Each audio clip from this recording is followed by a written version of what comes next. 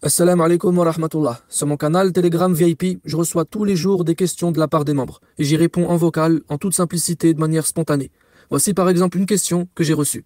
Salam Aymen, qu'est-ce que le jeûne réellement? Peux-tu expliquer à quoi ça sert et son importance s'il te plaît?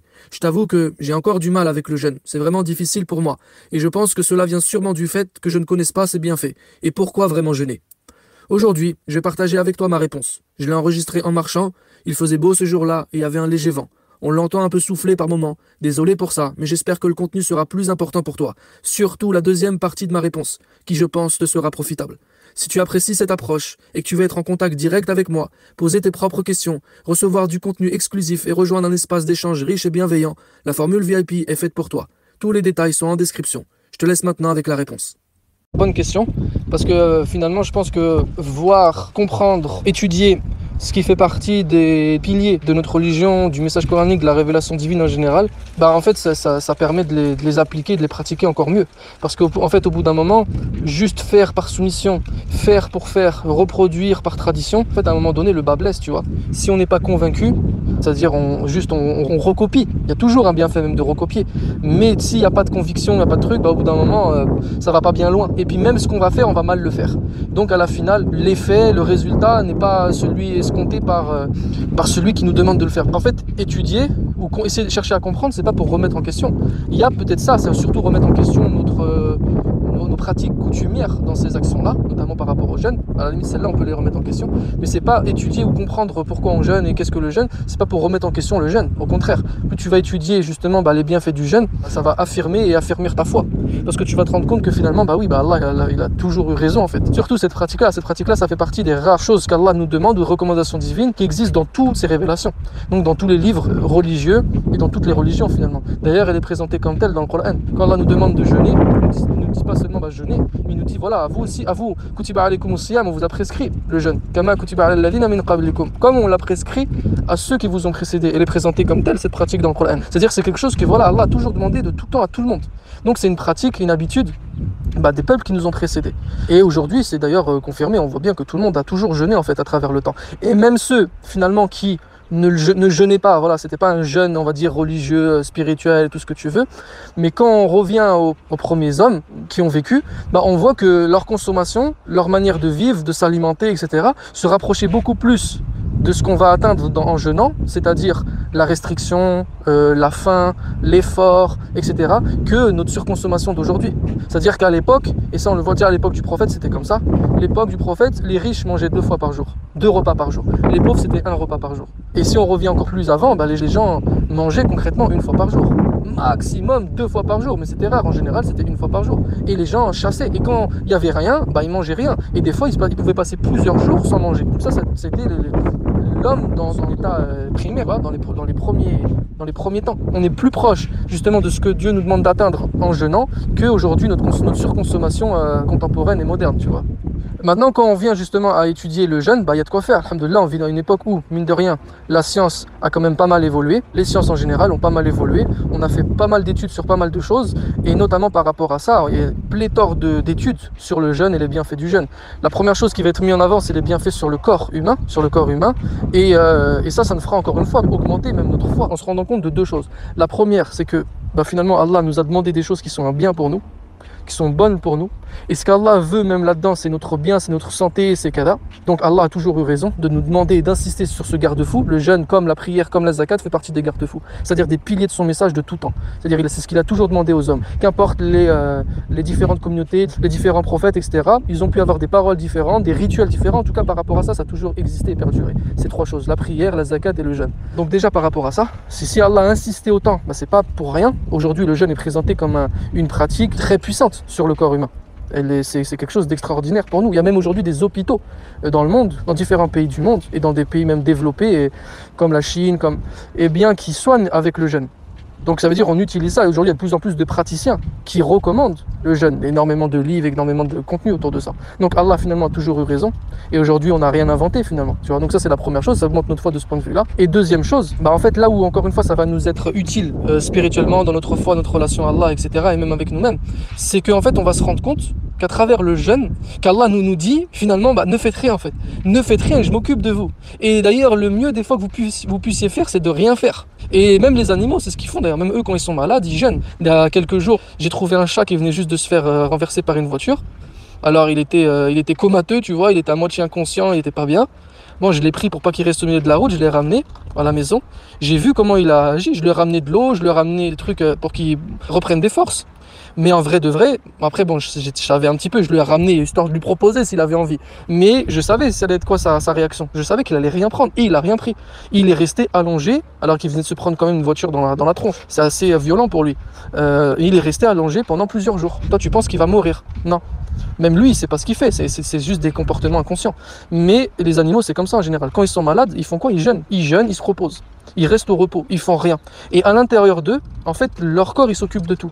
Et ça, encore une fois, c'est quelque chose qui augmente notre foi parce que ça nous rappelle à nous-mêmes et notre place finalement dans ce monde, dans notre environnement. Ça, c'est un message subliminal. Et Allah, il nous dit des fois, la meilleure chose que vous puissiez faire pour le bien, pour votre bien, pour le bien collectif, c'est de rien faire. Allah, il nous dit, Untumul fuqara ou ilallah. Vous êtes tous des indigents vis-à-vis de Dieu. C'est-à-dire, ne faites rien, arrêtez, stoppez, ralentissez, et je m'occupe en fait. Je m'occupe de vous. Et à l'intérieur de vous, j'ai créé en fait un programme, un fonctionnement interne qui est là justement, qui se déclenche lorsque justement vous arrêtez et vous stoppez. Et c'est exactement ça le jeûne, tu vois.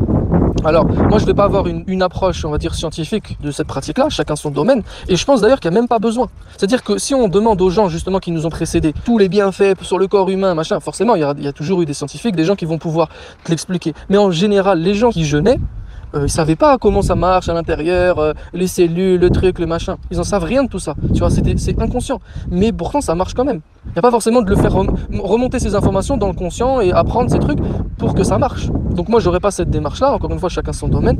Par contre, le fait justement aussi, ça nous amène à avoir confiance en fait en Dieu pour tout le reste. C'est-à-dire que quand Allah nous demande quelque chose, qu'il insiste sur quelque chose, soit il nous la recommande, soit il nous la déconseille, ou nous l'interdit, bien après on avance avec confiance parce que tu as été témoin en fait, une fois, deux fois, trois fois que regarde ce qu'il te demande, t'inquiète, il y a des raisons. Aujourd'hui, la raison de jeûner, et on a des milliers, il y a 1001 raisons de jeûner, il y a 1001 bienfaits du jeûne. Et quand tu es témoin de ça une fois, deux fois, trois fois, après même sur les choses que tu comprends pas et que certains même n'expliquent pas encore aujourd'hui, tu as quand même confiance et tu avances avec confiance. On va dire ça c'est les bienfaits sur le corps humain, sur le corps physique. Maintenant, on n'est pas qu'un corps physique, on n'est pas qu'un morceau de chair, on n'est pas qu'un circuit de veines et de sang, on est aussi un corps émotionnel, un corps mental, et ça c'est la même chose. Tu as des livres et des livres qui vont nous expliquer et démontrer les bienfaits du jeûne sur la gestion des émotions, sur nos émotions, etc. En fait, le jeûne, c'est vraiment quelque chose qui est complet.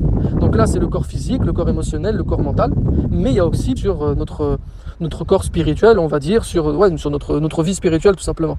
Et ça, c'est la même chose, tu vois. Donc en fait, c'est vraiment une action qui est complète. J'irais même dire que c'est l'action la plus complète qu'Allah nous demande, et la plus puissante. Ça ne veut pas dire la plus utile, parce que quand tu parles de la zakat, elle est aussi fondamentale. C'est même pas une question pour la mettre en compétition les unes avec les autres, mais en tout cas sur toi-même, c'est la plus puissante. Et c'est surtout la plus facile à faire, parce que concrètement, t'as rien à faire.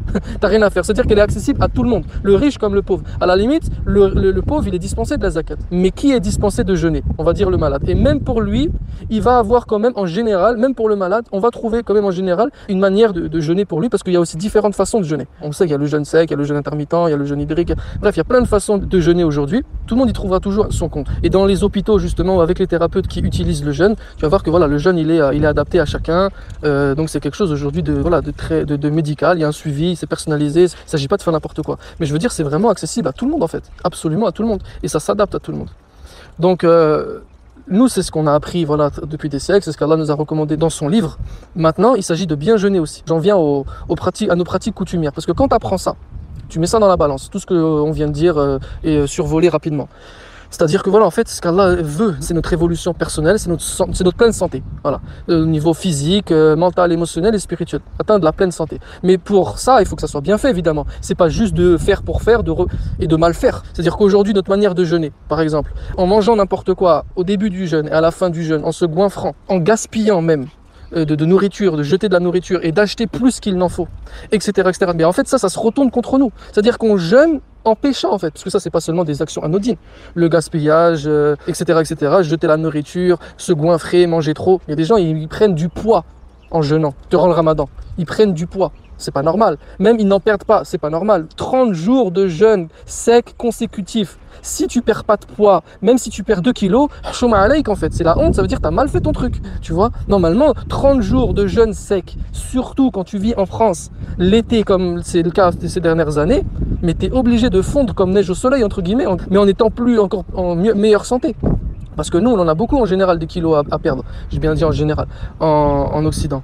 Donc en fait, aujourd'hui, prendre du poids pendant le Ramadan, ça veut dire qu'à un moment donné, en fait, il ne s'agit pas de ce que mon jeûne il a accepté parce que j'ai respecté le rituel du fiqh islamique. C'est qu'à un moment donné, on n'a rien compris. Aujourd'hui, on parle encore une fois, quand on parle du Ramadan, on présente toujours de la même façon. Tu vois, la présentation thérapeutique là, que je viens de survoler, on peut faire 10 000 fois mieux parce que j'ai rien fait concrètement. Mais tu vas parler voilà, des bienfaits du jeûne sur le corps, sur le mental, sur les émotions, sur etc. etc. Après la spirituelle, je vais en parler quelques points juste après.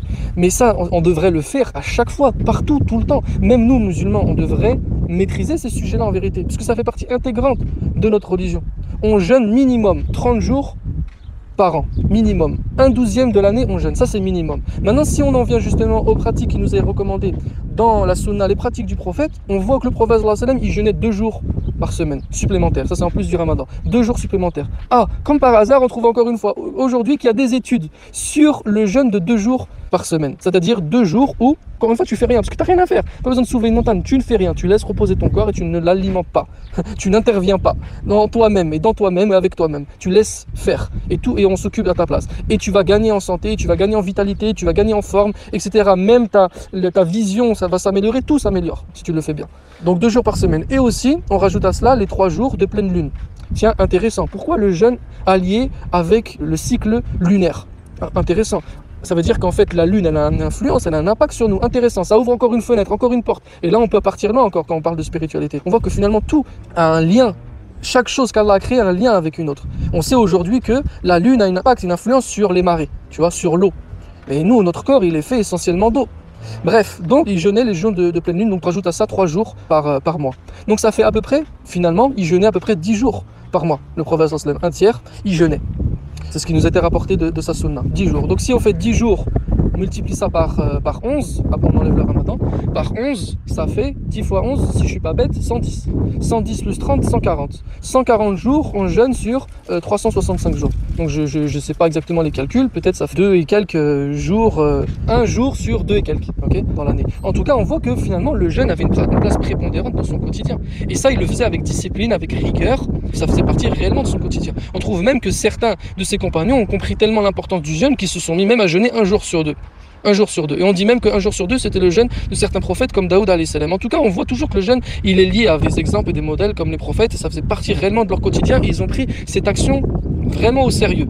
Moi, je suis sûr, entre toi et moi, que les prophètes, loin d'être des ignorants, mais si tu leur demandes quel avantage est bien fait sur tel et tel organe, etc., je suis sûr que la plupart, parce que certains d'entre eux devaient avoir des sciences là-dedans, mais la plupart ne sauront pas. Ils ne sauront pas nous répondre. Parce qu'ils n'avaient pas finalement une approche, une démarche et des connaissances purement, entre guillemets, ou strictement scientifiques, dans le sens moderne du terme, mais plutôt une approche, une démarche spirituelle, encore une fois. Et ce qui nous intéresse, nous, c'est pas d'avoir des cerveaux scientifiques qui savent et qui ne font pas grand-chose, qui parlent beaucoup, qui ne font pas grand-chose. Ce qui nous intéresse, c'est justement d'avoir des cœurs spirituels, tu vois, d'avoir des cœurs qui sont actifs et éveillés et réveillés, et qui font, même sans savoir pourquoi et comment ça marche. Plus important, c'est que les lois divines sont actives en fait. Et nous en fait, pourquoi Allah nous a demandé de faire? Il nous a demandé de faire certaines choses pour activer certains leviers qui vont réactiver les lois divines en fait. Tout simplement. En fait, Allah nous demande d'être en connexion avec la nature. La nature, c'est Sunnatullah. C'est le système qui nous gouverne, tout simplement. Maintenant, si justement on refuse les recommandations divines, le mode de vie qu'Allah nous recommande, le mode de vie prophétique, bah en fait, c'est qu'on se met en porte-à-faux nous-mêmes. On se présente comme des personnes qui vivent contre nature, tout simplement. Notre mode de vie aujourd'hui, en Occident notamment, avec la mondialisation, c'est l'Occident qui domine sur le monde entier et on trouve ça un peu partout malheureusement, et contre nature en fait. Notre mode de vie n'est pas normal. L'homme n'a jamais vécu comme nous vivons aujourd'hui. L'homme n'a jamais consommé tel que nous consommons aujourd'hui. En tout cas, je parle en Occident. Eh bien, revenir justement au mode de vie prophétique, aux recommandations divines, c'est revenir à beaucoup plus de simplicité, à beaucoup plus de respect de notre environnement et à être beaucoup plus en phase avec les lois naturelles, avec les lois divines. Et c'est là où on va profiter. Aujourd'hui, ce mode de vie-là, il génère quoi? Beaucoup de stress, Et le jeûne, justement, on parlait des émotions tout à l'heure, il est facteur de diminuer le stress, beaucoup de frustration, beaucoup de mal-être, beaucoup de maladies. Quand on parle de diabète, quand on parle de tension, c'est des maladies du siècle. Le jeûne, justement, il éradique, il élimine ou il baisse les risques liés au diabète, à la tension, etc., etc. Encore une fois, en fait. Pourtant, tu fais rien quand tu jeûnes. Maintenant, j'en reviens à comment faire, comment jeûner. En fait, on sait tous à peu près. C'est-à-dire que le jeûne, il est directement lié à ton alimentation. Justement, le jeûne, c'est d'arrêter de t'alimenter. Sauf que tu sais pas faire un jeûne perpétuel. Même si, encore une fois, même ce jeûne-là, c'était une pratique du prophète. C'est-à-dire que lui, des fois, il s'arrêtait pas de jeûner. Il prenait pas le iftar au coucher du soleil. D'ailleurs, intéressant encore une fois, de lier les horaires du jeûne avec le soleil, avec la course solaire. Mais lui, il s'arrêtait pas des fois. Il faisait plusieurs jours successifs sans manger. D'ailleurs, il a déconseillé à ses compagnons de le faire, parce qu'il voulait pas leur imposer des choses, etc., etc. Déjà, à l'époque, c'était un mode de vie assez quand même difficile. On mangeait pas tout le temps, on avait faim. Et c'était pas lié au jeûne, ça. On avait tellement faim qu'on s'attachait des pierres à nos ventres pour colmater le trou. Et donc, il a déconseillé à ses compagnons. Mais lui, il le faisait. Lui, il le faisait quand même. Aujourd'hui, on nous parle justement, quand on nous parle du jeûne hydrique, c'est ça. C'est-à-dire pendant plusieurs jours, alors certains vont même jusqu'à plusieurs semaines carrément, sans manger. Donc il faut toujours que ça soit suivi par un thérapeute, on va dire un spécialiste, quelqu'un qui maîtrise le truc, parce qu'il ne s'agit pas de faire n'importe quoi, tu vois, parce que c'est pas forcément adapté à chacun. Mais en tout cas, ne serait-ce que plusieurs jours, 2 jours, 3 jours, 4 jours, 5 jours, en général, je pense que c'est ça, sans manger. Donc tu as le droit de boire par contre, tu vois. Mais ça, on voit que ça, c'était des pratiques que le prophète sallam faisait aussi des fois, de temps en temps, ou régulièrement. Toujours intéressant de le voir. C'est-à-dire, il n'a rien inventé aujourd'hui. C'est pas un reproche. Et c'est normal, on est au 21e siècle. Il y en a eu 21 avant nous, et ça c'est depuis Jésus-Christ. Donc il y en a eu combien avant nous en vérité? Donc les gens ont toujours su. Et ça venait surtout des révélations divines, etc., etc. Donc comment jeûner? C'est ça, c'est bien s'alimenter, parce que c'est ça que le jeûne nous appelle à faire. C'est bien s'alimenter, c'est en fait prendre soin de nous, parce que c'est à ça aussi qu'Allah nous appelle, tu vois, c'est prendre soin de toi. C'est ça un des autres messages subliminaux à travers ça, c'est prendre soin de toi en fait. Ça veut dire vers la santé. Et ça, c'est un truc qu'on nous a pas forcément non plus appris à faire. Même souvent, le religieux, il va se faire passer de lui-même comme quelqu'un de négligé, qui néglige la dunya, donc tout ce que la dunya renferme. Toute la matière, tout le physique, toute l'apparence, tout le truc, tout le machin. Presque à la limite de maudire ça, de renier même cette partie-là de nous-mêmes. Donc on vante même les mérites de la pauvreté, on vante les mérites de la maladie, on vante les mérites de l'épreuve, on vante tous ces mérites-là, tu vois. Et on néglige ces trucs, alors que non, c'est pas ce qu'Allah nous a demandé. Allah nous a demandé, insisté, a mis un point d'honneur sur prenez soin de vous, prenez soin de votre santé. Et ça, c'est un langage de bonté, d'amour, de bienveillance. On n'a rien à cirer de ça. Laisse tomber, ça, on s'en fout, c'est la dunya. C'est pas le plus important. Prie, non. C'est replie-toi, isole-toi, non.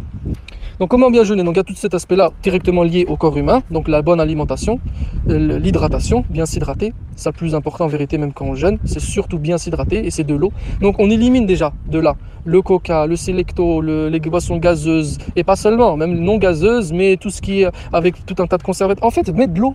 Viens le ramadan, mais que de l'eau. On se lance ce défi. Prochain ramadan, on met de l'eau. Et d'ailleurs, même, pourquoi on ne mettrait pas en place ces 2 jours là par semaine? Ou alors ces 3 jours mensuels, les 3 jours lunaires. On met ça en place. Et moi, ce que je vais conseiller, c'est de le faire toujours en binôme, ou à 3 ou à 4 en équipe. Si la personne elle est mariée, elle essaye de faire ça avec son mari, ses enfants s'ils sont un peu plus grands, etc.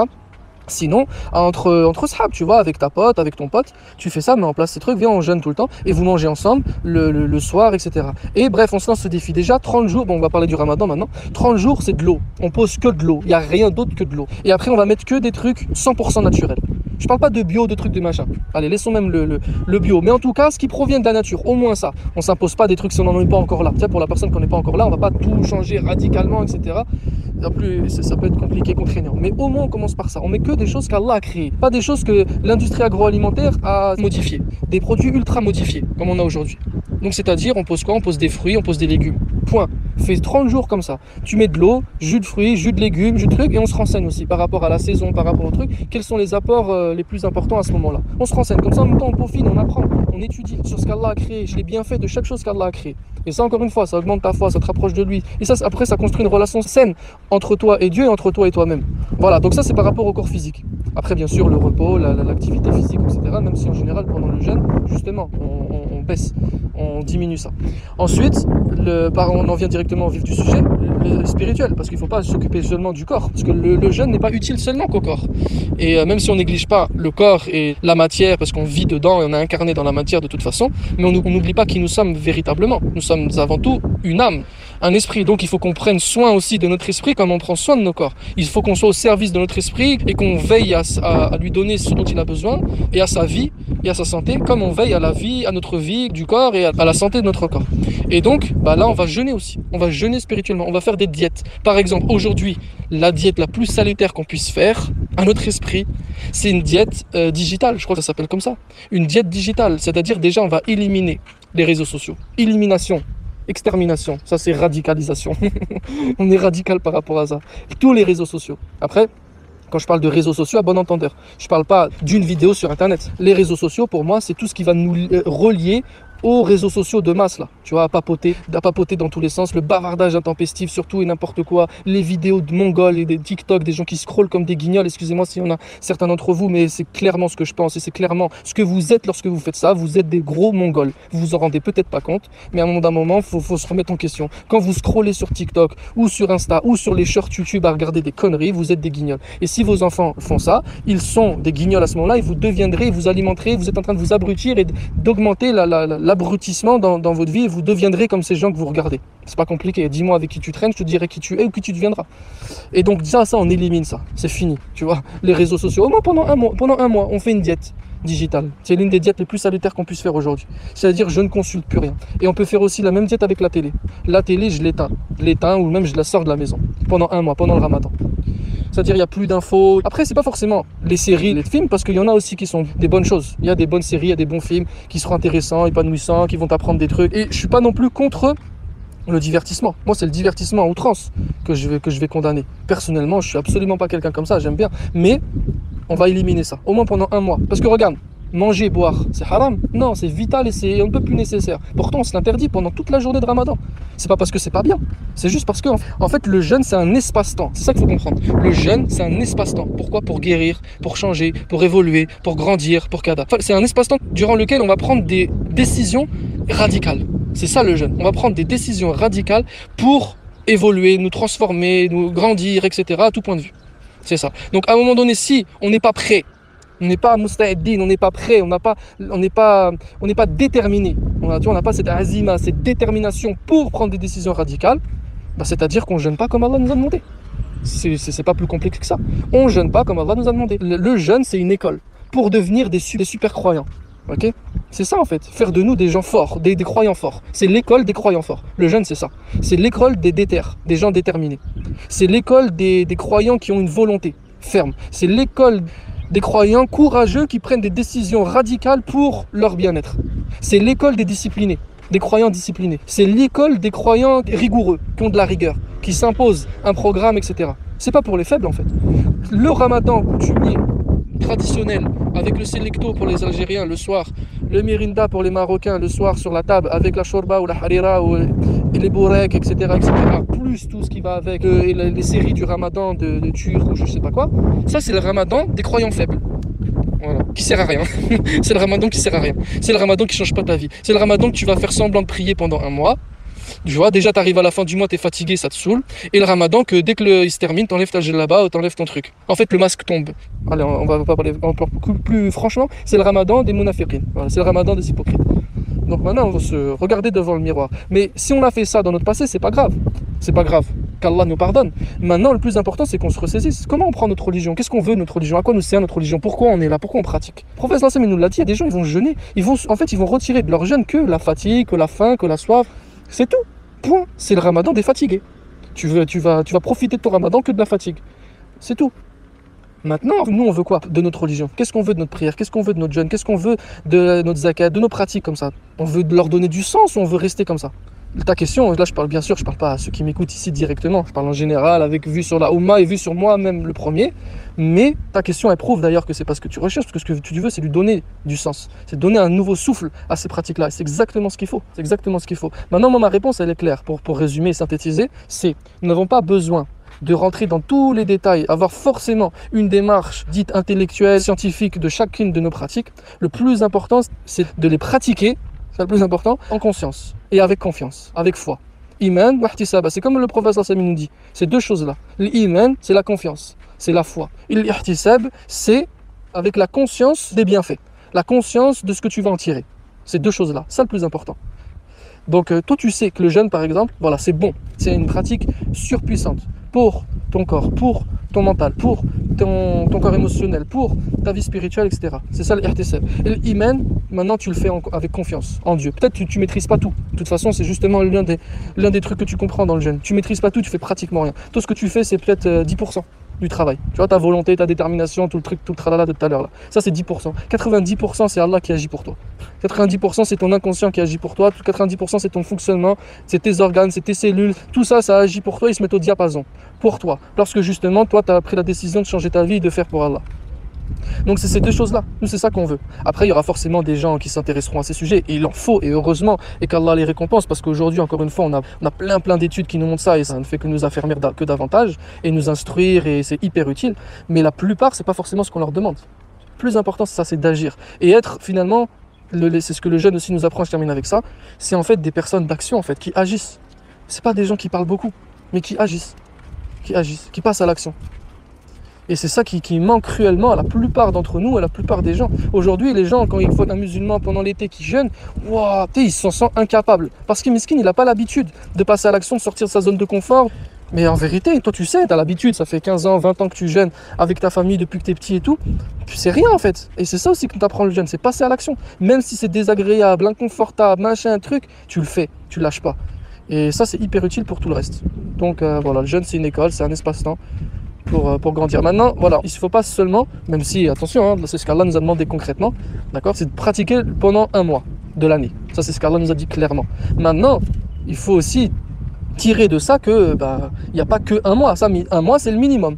Tout ce que tu peux faire en plus, tu le fais. Donc on peut commencer par un jour par semaine, avec cette rigueur, cette discipline. Et le plus dur, c'est au départ, hein, forcément. Tu commences une nouvelle habitude dans ta vie, le plus dur, ça va être voilà, de la mettre en place, de t'y tenir. Et au début, voilà, tu vas lâcher, peut-être pas, hein, certains ils prennent direct, mais peut-être qu'au début, tu vas arrêter, tu vas oublier, tu vas truc. Mais c'est pas grave, on s'y remet toujours. Donc tu commences par le lundi, par exemple, ou le jeudi, ou un autre jour, si ton emploi du temps fait que, tu vois, en fonction de ton travail, ton truc, ton machin, ta famille, tes activités personnelles aussi. Chacun son emploi du temps. En tout cas, le prophète sallallahu alayhi wa sallam, ce qui nous était rapporté, c'était le lundi et le jeudi. Et après, voilà, on met de côté en fait un peu tous ces textes. On dit oui, le lundi et le jeudi parce que c'est les jours où les actions remontent auprès de Dieu, machin, un truc. En fait, ça, c'est vraiment les derniers trucs dont il faut s'occuper ou qu'il faut s'intéresser. Vraiment les derniers trucs. Ça, c'est vraiment les enseignements religieux, proprement dit, tu vois. Enfin, proprement dit, salement dit plutôt, un peu bêtes et stupides. Un peu bêtes et stupides, qui tournent en rond, qui vont pas plus loin. Non, moi je préfère aujourd'hui vraiment une religion justement qui a ces dimensions globales en fait, tu vois, qui prend en considération tout le reste, notre vie, la nature, les lois divines. Donc voilà, je pense que j'ai fait le tour, en tout cas j'espère. Puis je vais m'arrêter là. Le plus important maintenant, c'est de le faire. On se fixe un jour minimum, voilà, celui qui n'a pas commencé ça, il écoute ce vocal, il se fixe un jour dès maintenant. Tu vois, dès maintenant il se fixe un jour. Bon là c'est le week-end, on va dire ouais mais ce week-end j'ai déjà prévu de sortir, je me vois pas jeûner en sortant, allez, Inch'Allah lundi prochain là. C'est souvent ce qu'on se dit d'ailleurs, j'arrêterai ou je commencerai lundi. Mais là sérieux, lundi, Inch'Allah tout le monde jeûne. Voilà, sauf celui qui a une habitude différente. Mais en tout cas celui qui n'a pas ça, lundi il jeûne.